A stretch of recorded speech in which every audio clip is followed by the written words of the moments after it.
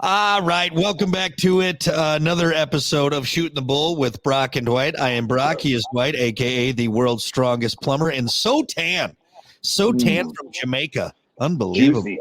Not Jamaica, Costa Rica. Costa Rica, sorry, one of those. It's one of those weed smoking hippie towns. Whatever. It's down there. It's south. They speak Spanish.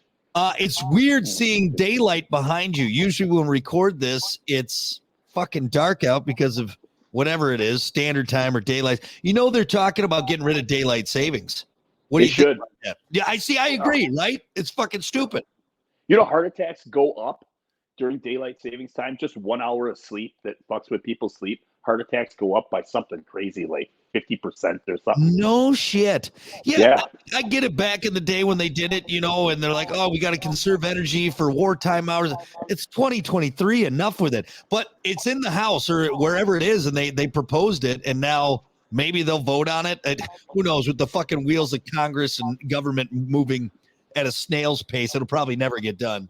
Yeah, they'll probably end up being racist, or they won't be able to identify anybody's gender. Time change is racist, and it's sexist, and it's not woke. It's not woke. No, woke enough. What's going on down there? Well, and I'm trying to get my levels. And my hearing is so bad at this point in my life that I just want to make sure I can hear everything okay. You have such a little weak baby voice that it's not coming through my. Should I speak up? You want me to speak up? You got that little baby back bitch voice. No, seriously, like it's amazing how bad my hearing is, and now like everything. It's just terrible. Really, I'm in the trades. My hearing's shot too, probably. You know. Yeah. Huh? Yours is terrible. Exactly. That the good thing is, we can't hear our wives. Bitch. We can't hear those dumb broads. They're just. I said, bitch. Yeah, she lets me be in charge. She tells me when I can be. Exactly. Crack that whip. Well, anyway, God, we've covered a lot here on Shooting the Bull with Brock and Dwight. And if you've been following along, we've covered just first and foremost aliens. Are they real? What are they? Is that even the right term? And then we got into technology. And now we're kind of going down the path of sightings. And because we can talk all day about these government released videos and documents and so yada yada, but actual contact with aliens, beings, whatever you have you, that's a whole different thing.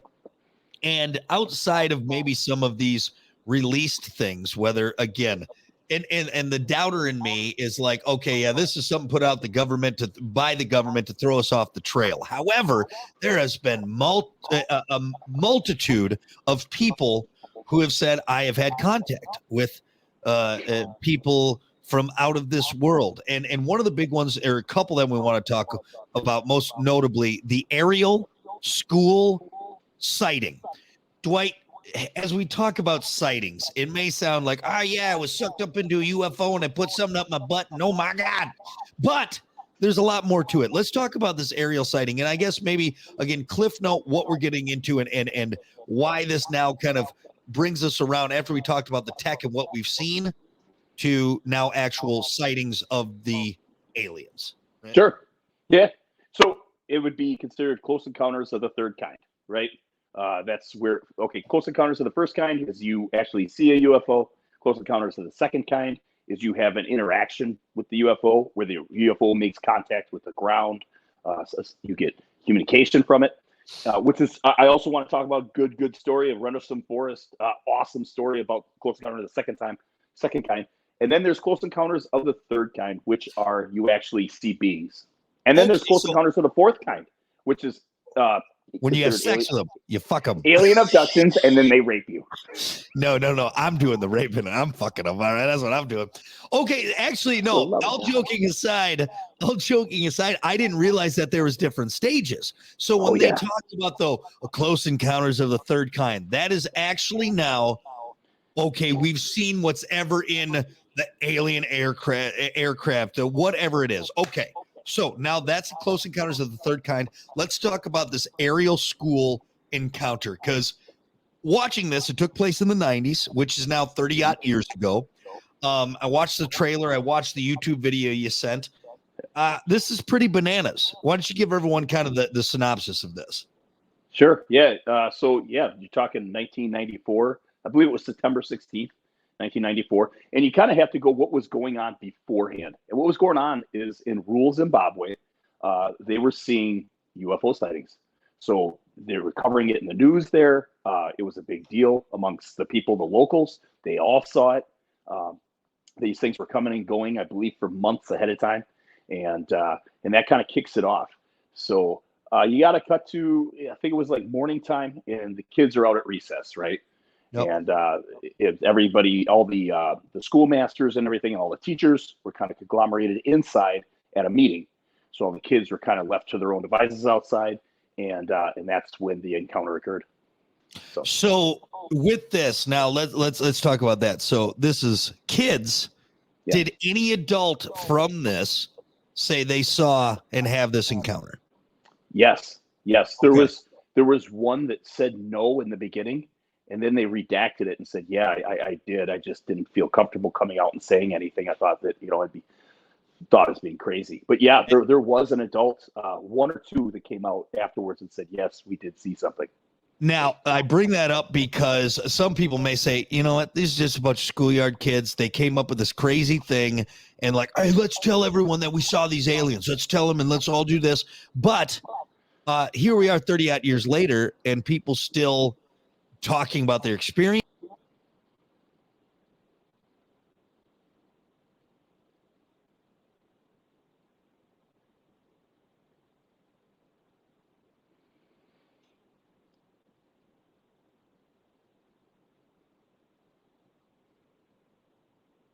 We disappeared. We've disappeared.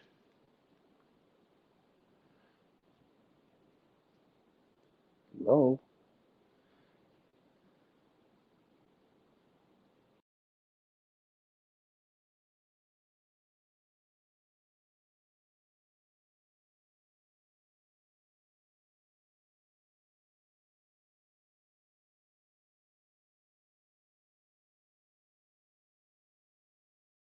Oh.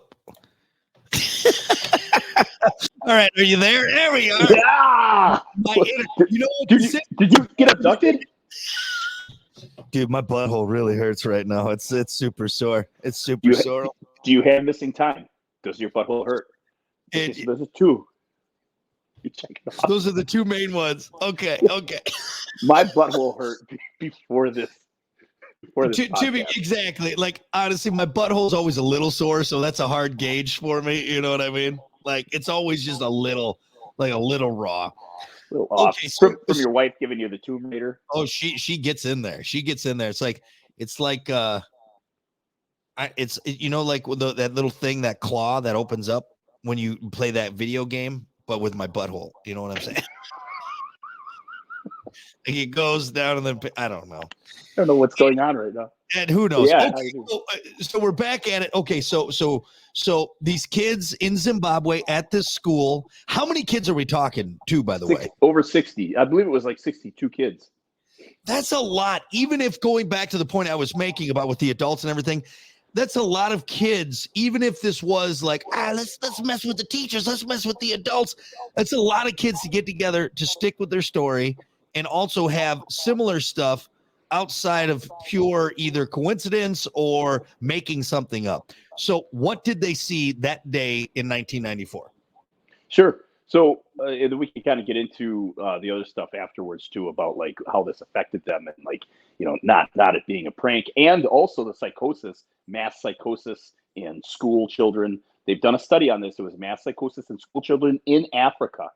So there was a study done on it, and it was like basically came out to say that like in Africa especially, it just never occurs. Like it never occurs. So, as being a lot of people try to dismiss this as being for sure mass hysteria, right? Yeah. And it came back afterwards after this study that no, it doesn't happen. So it was specifically in Africa, which was kind of ironic. But anyway, going back to this, I digress. Going back to the story. So they're out at recess. Yep. And again, 62 kids. And what there is it's kind of a play. I mean, you can imagine rural Zimbabwe. It's not a green lush land. It's kind of like a desert-ish, right? Yep. And then what there is there's a little playground there for the kids. Actually, it's probably, I've seen pictures of it. It's actually a pretty good sized playground. And then there's an edge, right?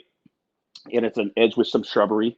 And then beyond that was a space that the kids weren't allowed to go because there was, invasive, there's spiders and snakes, poisonous snakes and stuff like that. Fucking Zimbabwe. Yeah. There's a lot of shit that can kill you over there. So, right. Yeah. So they weren't allowed to go past spear. Probably. Yeah, some guy out lying hunting, you get a spear in the neck. I don't know. Anyway, but yes. So it's kind of like being in Toledo on a playground. There's just pedophiles beyond the right. Classic Toledo, right there.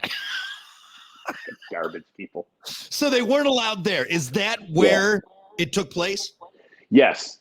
So it was beyond the scope where they were supposed to be. Yep. And what they first saw was 3 UFOs that appeared and started to descend and come down. And all these kids are watching this at this time. So what they see is 2 of them kind of just hovered there, and then the one decided to actually land and make contact with the ground.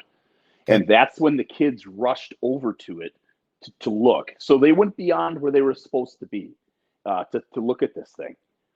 And here's what they first saw. And what they first saw was a UFO land. And as they're watching the craft, and again, too, you really have to go back to our previous podcasts and listen about how all this stuff is taking place and how everything is interconnected. When the kids are there, they're almost, and they'll still say this to this day. All these kids, their stories are still the same. And what they're saying is it's almost like time stopped. Yeah. Like something's fucking with space-time while they're in this interaction in close proximity to these things, either craft or the beings. So what they see at first is one being come out of the top of the craft. A black being is I think what a lot of them describe it as, this black being, and what's funny is some of the drawings too are very alien-esque, what we've seen on the bumper stickers and I believe and all of that stuff. But the way they describe it, which also a lot of consistency, even after 30-odd years, a lot of consistency in these. Okay, so they see this being, the first one, what happens then? So the being you're talking about being black, what they described it as being in I would say a black jumpsuit. So it was actually the skin of the creature was gray, and they would say that it was actually clothed, and the clothing was black. Now some of the kids, and again too, you're dealing with children, so you're kind of going to get a little bit of a discrepancy in descriptions. So a couple of them said that it looked like one had like the one that came out had a hood on, like it was in a cloak. And then the other kid said, no, it had long hair, but they were kind of confused. I mean, first off, you're seeing this thing for the first time. You don't know what the hell you're looking at. Well, and 2, I can only imagine leading questions. Kids kind of will lead. Okay, well, did it have long hair? Yeah, I think it was long hair. Was it? You know what I mean? You can definitely sway in a high stress situation. You can lead people where you want to asking these questions. So, but there's still enough similarities and enough of we can gather this and we can put this kind of together so it still makes a lot of sense. It's not like, oh yeah, this guy said he's fucking purple and this one said he was blue with big boobs. You know what I mean? So there's still there's similarities in a lot of these descriptions. Yeah, 100%. Man, this is going to get kind of deep because it's almost remember when I talked about how these things they will show you only what they want to show you. Yep. And only certain people kind of have the ability to maybe even understand and see these things. Some of the kids were getting a couple of them did say, no, it was just one. And then some of them say one being. And then some of them say, no, it was just 2 beings. And then some of them said, I couldn't see the UFO, but I could see the beings. And the other kids had to talk, no, I saw the UFO and the beings. So, is there something going on here that's because they also were being spoken to telepathically, which is completely common across the board. Another big thing is when you watch the clips, there's kids talking about conversations, things they've had. One of them was about cleaning up the planet, and that was about telepathically. And there's all these things that it was in. They said it was in my mind. It was in my mind. That's where it was. Yeah.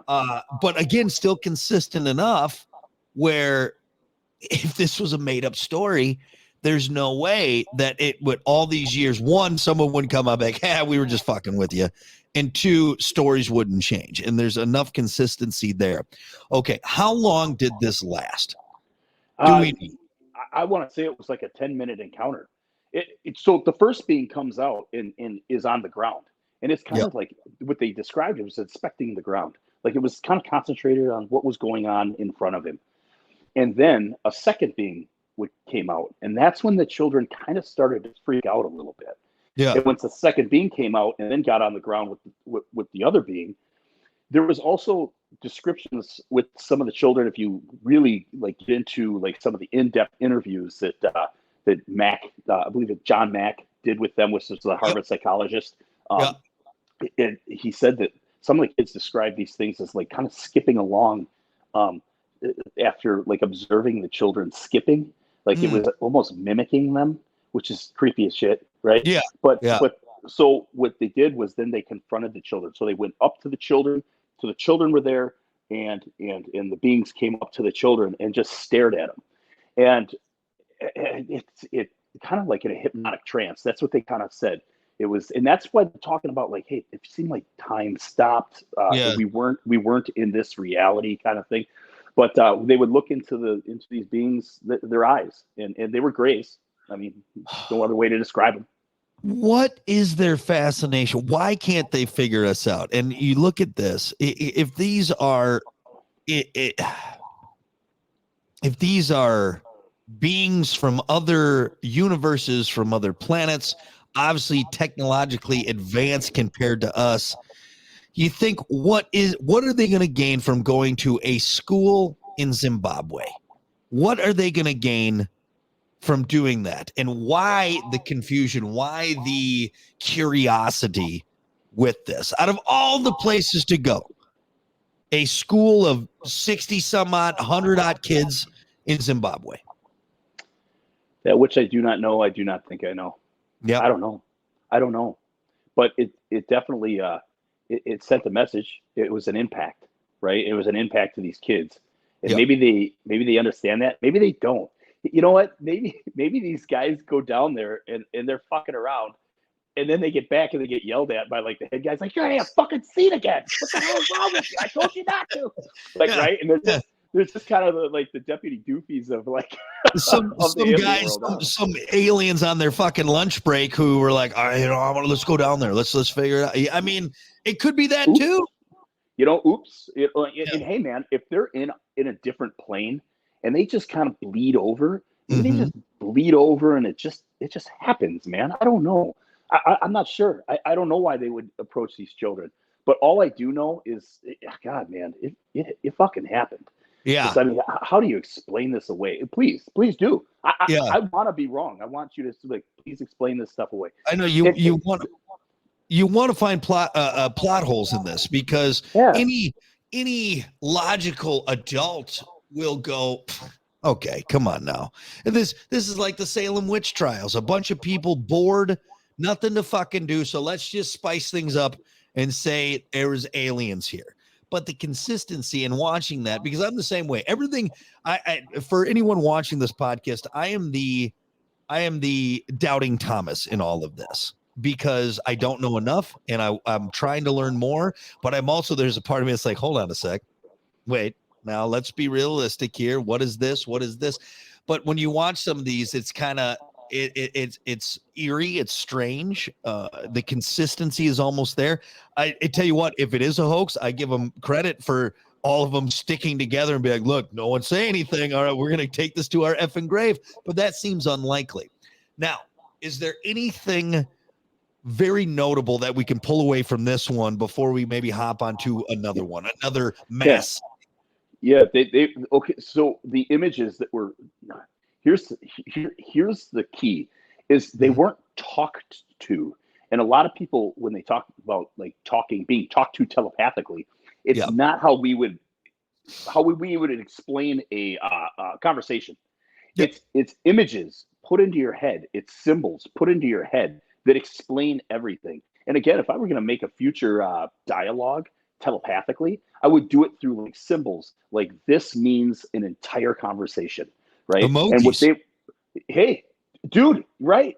Hieroglyphics, right? Hieroglyphics are just ancient emojis. That's all it fucking is. 100%, man. Right? Think about it. Yeah. Well, okay, so going into that, so they're getting these beamed into their head. It's more efficient, at least by this race, these aliens, these beings, and that's how they're communicating.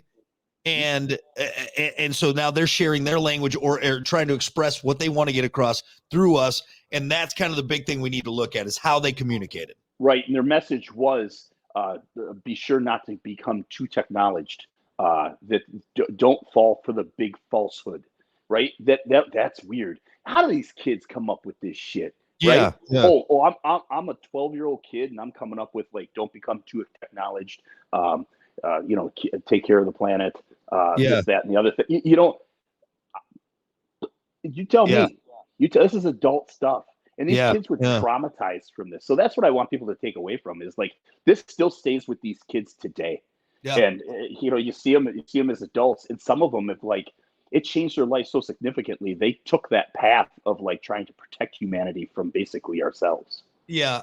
And there's a couple too in that. And there was another thing I watched on Netflix about something that happened over in the UK. And it was very similar kind of to this one night. And what? Go ahead. Was it Rendlesham Forest? It's something. No, not that was part of it. But there was another one like on one night where like one kid got like sucked up and ended up like, 30 miles away from, I can't remember. And Kiki and I watched this forever ago, but there's, this town over in England or over somewhere like in kind of the countryside of England, I experienced kind of a similar thing where it's everyone they were seeing stuff in the sky. Some people had contact, yada, yada. I'll look it up and do better on explaining it. But was that the new Unsolved Mysteries? Was that where you saw it? It was that one. Yes, you know what I'm talking about. That I know what that encounter was. Yes, and that was actually in. Oh gosh, it was in Connecticut. Or maybe it was Connecticut, like one where the lady said they were at the bridge, like the bridge one. I can stand out, and they're like, all of a sudden we were home, and it's like, and like everyone was switched in the car. Talking about it, like.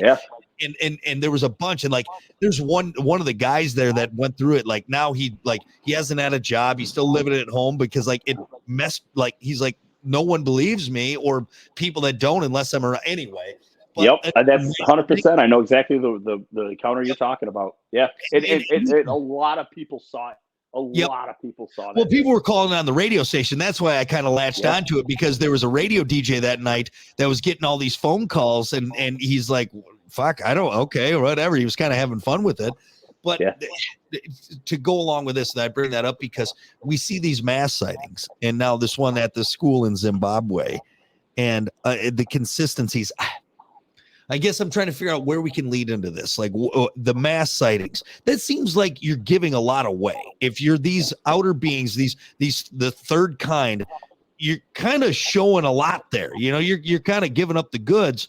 What is that a mistake on their part? Is that they want us to see it? They want us to dig into it? Hey, you talk about mass sightings, close encounters of the maybe second kind. You talk about the Phoenix Lights.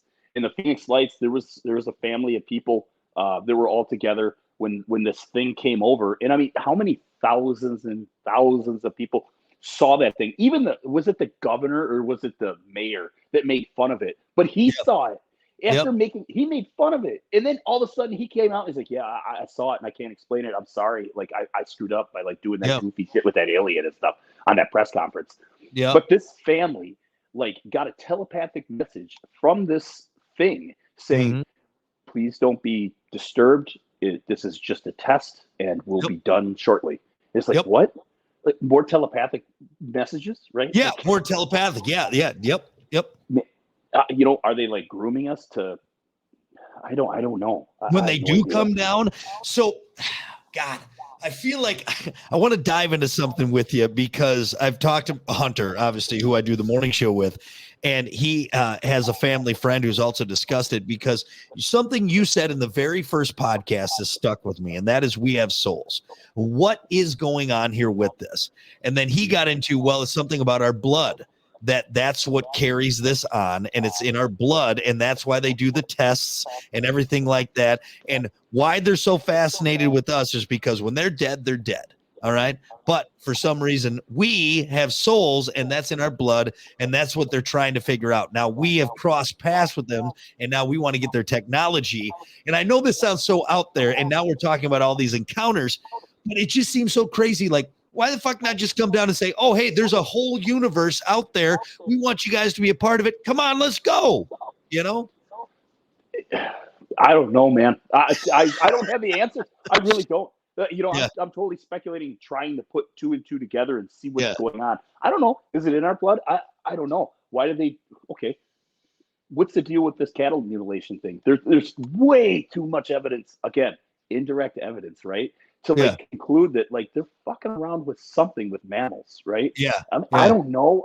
There's people that are speculating all sorts of stuff. Are they like hybridization programs that they're trying to do?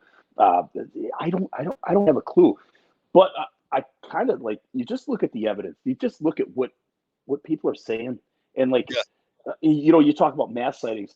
I want to talk about Rendlesham and about how these military men dealt with this. And it's like, man, you're talking not just some jackwagon private. You're not talking a pilot, who's a higher ranked guy. You're talking a lieutenant colonel who ended up being a colonel in the Air Force at Rendlesham Forest, at the base there, saying what he saw and tape recorded it, the entire event. And then there was at the moment he recorded. Yeah, dude. Yeah, so I gotta go. Let me go into this story real quick, and then it's gonna get weird. It's gonna get weird. So but it's gonna all tie in. Okay, yeah, okay. So talk about the guy. Talk about this high-ranking military official who has everything to lose by making some crazy claims. Okay, tell us about that, because I'm not. He was pissed. This is crazy. So it was December 26, 1980, and Rendlesham Forest is over in England. I think it's southeast of London, and it's surrounded by a forest called Rendlesham. And it's actually an RAF base, but it is leased to the U.S. government. So it's U.S. Air Force that are there. So on the 26th at night, they've been seeing these things. Jim Peniston was a sergeant, and he was in charge of security that night. And they see this UFO come down, and at first they think it's an airplane crash. And so they're like, okay, let's go out there. Him and another guy go out there to see what's in the forest. Yeah. When they get out, when it gets out, yeah, exactly right, man. They get out there. Him and this other guy get out there. Now here's where this is all gonna interlink. It's the same stuff, Brock, again and again and again. As he's approaching this craft, he now realizes this is not what we think it is. This is crazy. And so this isn't a fucking 2-seater Cessna. This is something we don't know what it is, and this is bigger than what I anticipated in the middle of the woods. And you're talking an Air Force sergeant, so who is versed in aircraft, right? Yeah. Identifying aircraft. So as he's approaching this thing, he's starting to realize this is something else. This is weird. And as he's approaching it, he talks about it feels like he's walking through water. Like time is starting to slow down as he approaches this craft. He's having a hard time breathing. And then once he's past this certain point, then it goes away. The force field, if you will. Yeah, and he's fine. He goes up to this thing, and as he's looking at it, now this is a smaller craft. I believe he said it was 3 meters by 3 meters, and it was rectangular. Triangular. And we're going to get into the same stuff, right? He's looking at it. It looks like black glass, and the thing is kind of glowing and even flowing with itself. His description: it looked alive. And as he's looking at this thing, trying to figure out what the hell this is, it's just hovering off the ground just by a little bit. And what he sees are glyphs on the side of it. Just I think it was 5 or 6 glyphs, and they were etched in this thing. And he said, if imagine it was black glass and that these things were just etched in it. and he's looking at it. He's trying to memorize what he's seeing, right? He's Yeah. a military officer. He's right. Let's get something out of this. Yeah. Identify. He goes up to it, and he makes the mistake of touching it. And when he touches the glyphs, it's a flash of like bright white light, and then it goes away. And he instantly feels like something wrong in his head that he doesn't know, and is immediately seeing like ones and zeros, like he was blinded, thinking that maybe something happened to my eyes because the light was so bright. And eventually the craft takes off, leaves. Now we'll go back to Jim in a minute, but the very next night it comes back, and it was at chow time at dinner at night, and somebody had come in and told the lieutenant colonel, who was the head of the base at that time, hey, that thing is back. And he's like, I'm going to put this to rest once and for all. This is bullshit. I'm so sick and tired of hearing this stuff. I'm going out. So he gets a crew of guys and he goes out. And this was what he does is as he's going out to this thing, he's got a tape recorder. But that was his thing, right? You're talking 1980. Yeah. He would go around. That was his MO. He would go around and he'd see things and he'd be like, yeah, we need to change this. I'm observing this. I'm observing this. It was a digital notepad of the 80s and 90s. Whatever, of course. Oh, yeah. So it was his thing to do this. So as he's going out, he's tape recording it. And dude, like, to hear this guy, and even to this day, his interviews, he's like, I'm a serious military man. Like, I was military, but I retired a colonel, full colonel. And to hear him talk about, this thing is weird, and what it is it landed in the forest again. Same thing, same spot, similar spot, or same thing, similar spot, similar Yeah. spot in the opening. And then as they approached it, it started to take off, and it splintered into a bunch of different craft. That's his explanation of it. He really doesn't have an explanation of it. And as they're observing the landing area, they bring a Geiger counter and get a radiation readings, and these radiation readings are high. Now, this will blow your mind. And Tucker Carlson talked about this last week on a podcast, that he's interviewing people that are doctors that have been called in by the military, to basically like vet some of these vets that have had trauma from UFOs. And these guys, some of these guys got paid out by the VA for radiation, exposure. Okay. Yes, that's a fact. And it was from a UFO. Like, dude, so they know what's going on. They know what's going on. Yeah. Like, and they're paying these guys out that are having these issues from maybe being like within range of these things. And can you believe that? I mean, the VA. The actual government, they're getting government subsidiaries for being affected by radiation, even though it's not like they were in a nuclear facility, anything like that. It's from strictly UFO activity. So it was specifically from that encounter, specifically. Okay. Oh, okay. Yeah. No, not anything else. They led it back to that. That's when these guys started having problems. How many people were involved in that sighting? The one there over? I'm going to guess over. Well, you want to talk the whole sighting? I mean, how many people are on an Air Force base? Everybody. I mean, hundreds, thousands. So, but, in the party, guys that went out. Yeah. Okay. So the guys that went out, which I hope they did. Now, this is American troops. This is American servicemen, Air Force and women, Air Force, overseas at an overseas base. They're going out and doing this. I hope they did the most American thing. Like, I mean, guns blazing, 50 cal, ready to just America. Fuck yeah. Take a shit on, like, what is it, Big Ben over there? Something like that. Yeah. Stupid clock. Oh, you got a clock? Go fuck stupid yourself. Clock. I got a watch. Yeah. You got the big old stupid thing up there. I got it right here on my wrist. America, motherfucker. Back to back World War champs or World War. Yeah, we got it. Something like that. Now go back to Jim. Yes. Go back to Jim Penniston. Okay, so Jim Penniston, again, he's a military, he's a sergeant. Yep. What does he do? He takes out his notepad, and that night he couldn't sleep. It was just messing with him so bad, and he kept seeing in his mind. Brock, is they talk about, it was a digital download. It was a telepathic download that was downloaded into his mind of ones and zeros, which is binary code. Oh, now, of course. This is gonna freak you out. This guy's got no idea what this stuff is, but he's like, I can see it so good in my mind, I can write it down. Like it's just ones and zeros, ones and zeros, ones and zeros.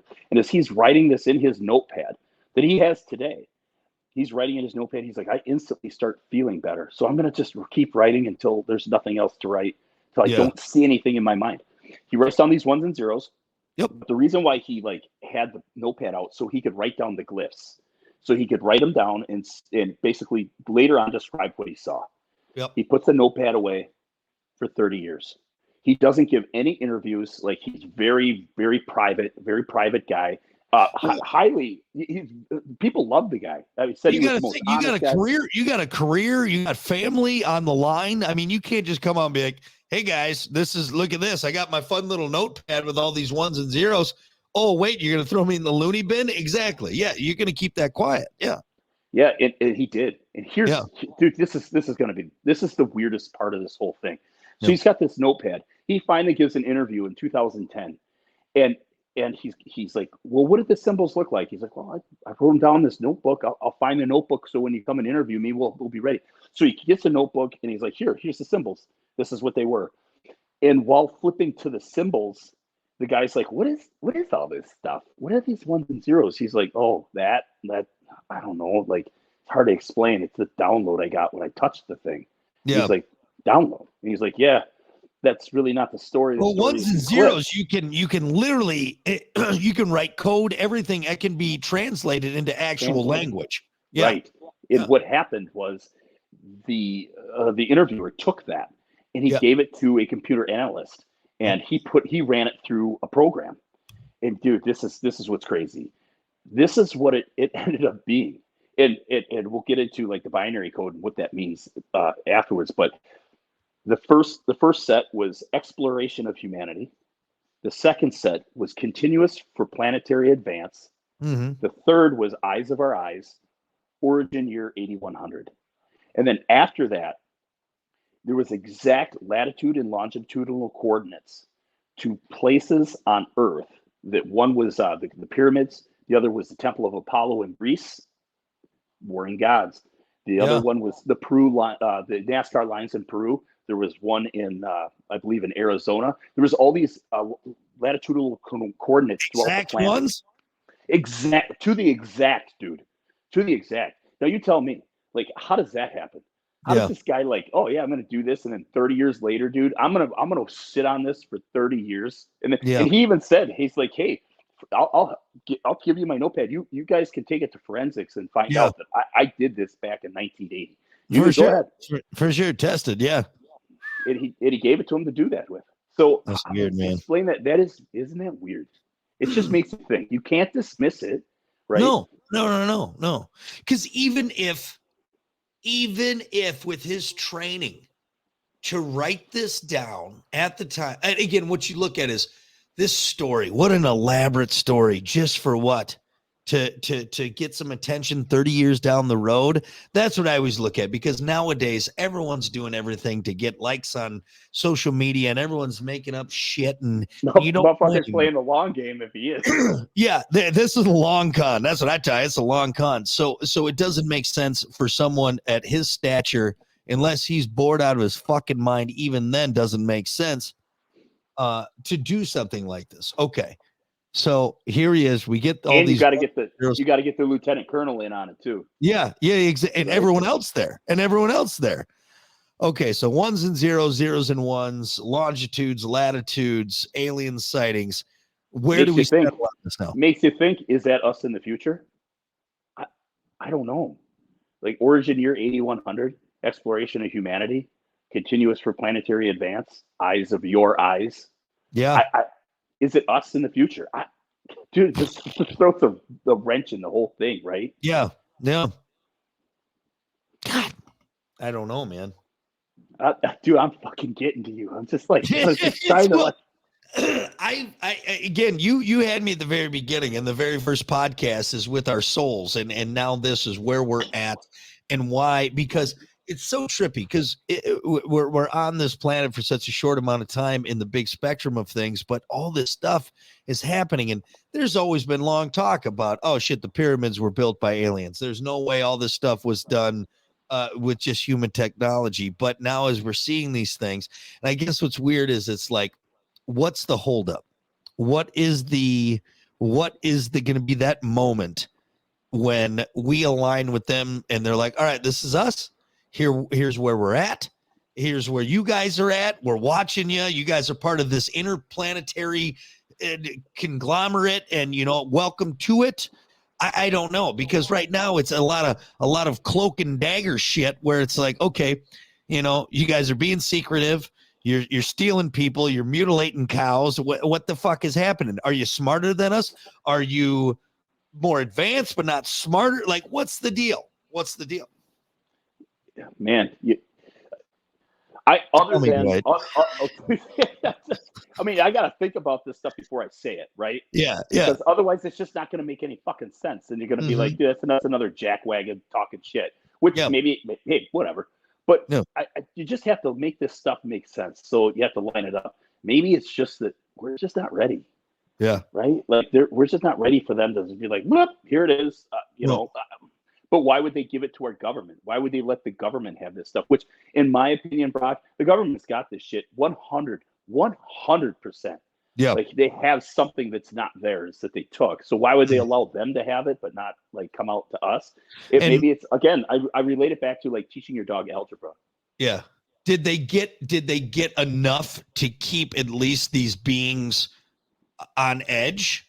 Did we get enough to I don't know, like what the fuck could we get from these guys that would be enough as a bargaining chip to keep them from taking over, from doing whatever? What did we get, or what do we have? Again, going back, what do we have just on our own that is enough for them to be like, hey, you guys want to play ball? Okay, well, let's figure out some stuff here. Or, I mean, did they trade? Did they trade? Was there a trade? Hey, is it like Aaron Rodgers and the Jets in Green Bay? What do we got going on here? Straight up, right? Like maybe that's it. Maybe they're like, you give us some of this tech. I always think of a New York accent, right? You give us some of this tech, and we'll let you maybe stick some fingers up some butts, and you take them up to the spaceship, do what you want.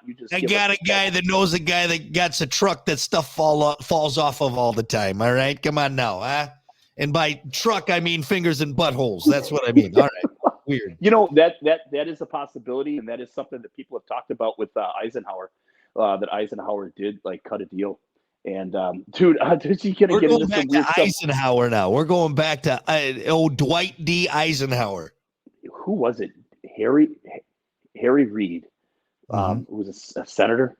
That was part of like, dude, he was one of the guys like trying to crack all this stuff open. He said, now this is from him, is that a lot of this stuff hasn't seen the light of day.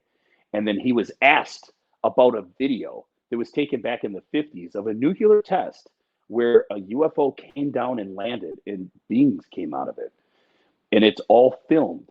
When he was asked about that, he said, yeah, that's what we're talking about. And I've seen it. That he's seen stuff like this, and that there was a deal made. There was a deal brokered. Like, you can keep our technology. You can even like have some of the beings' bodies or whatever that you found in these crashes. Yeah. But you allow us to do whatever we need to do experimentally on these people, and you say nothing. So herein lies the tale, right?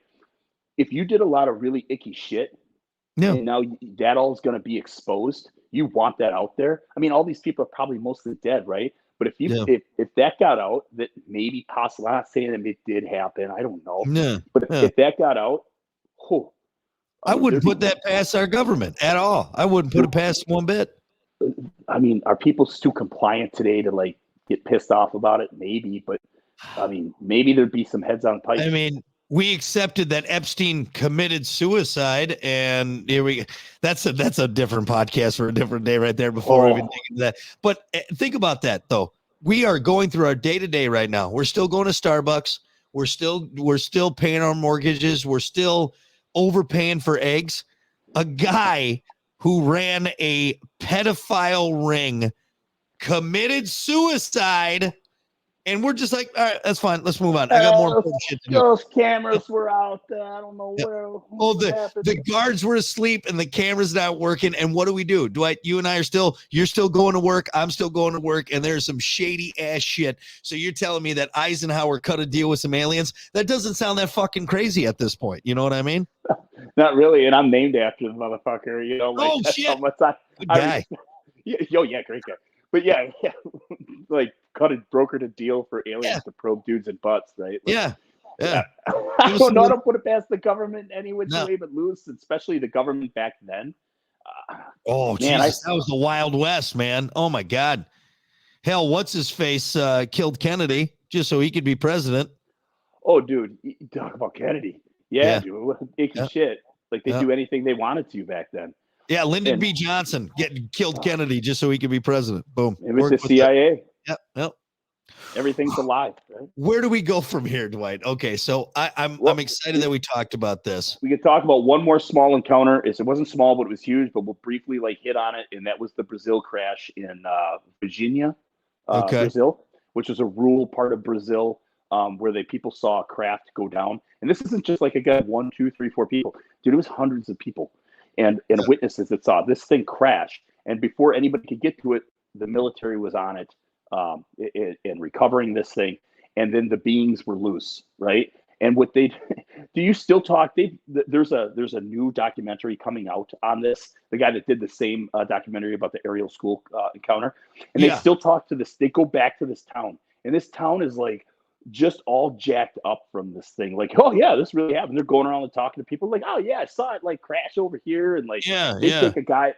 They talked to these 3 women that saw this being, right? They walked up on it, and they were just girls at the time, and they walked up on this thing, and man, dude, like you thought these people weren't lying. They're not lying, and they're looking at this thing again.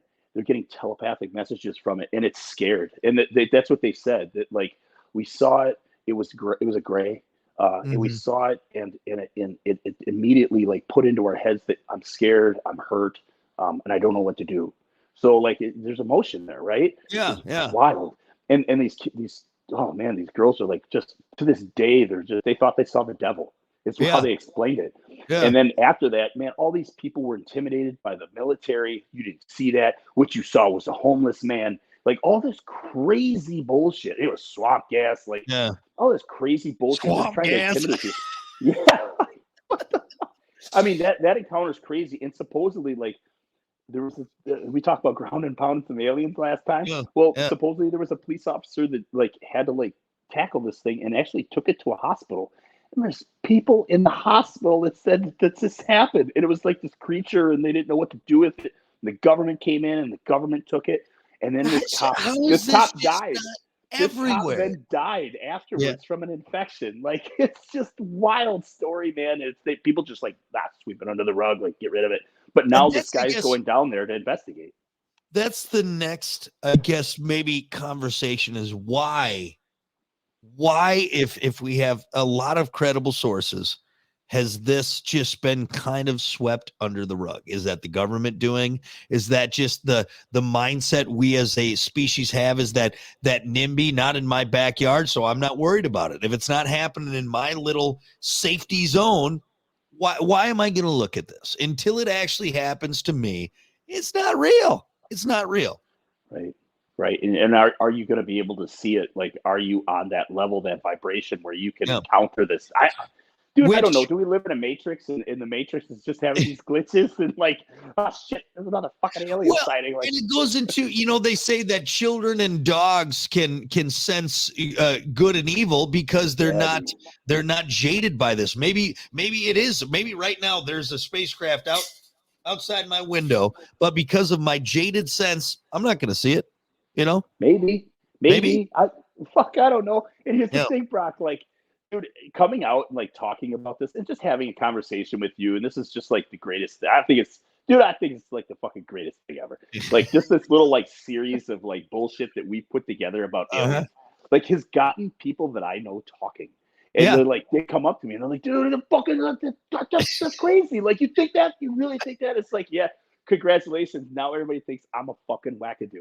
It's like, you know what?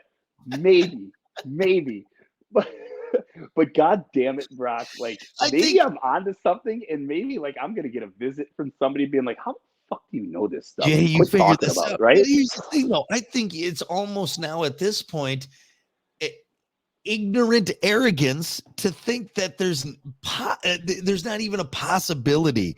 I mean, we got telescopes that are looking at planets hundreds of thousands of light years away, millions of light years away, that we will never touch in our lifetime. And for us to think that, there's nothing else out there, maybe that's silly. Maybe that's silly. Maybe it probably is silly. I don't know.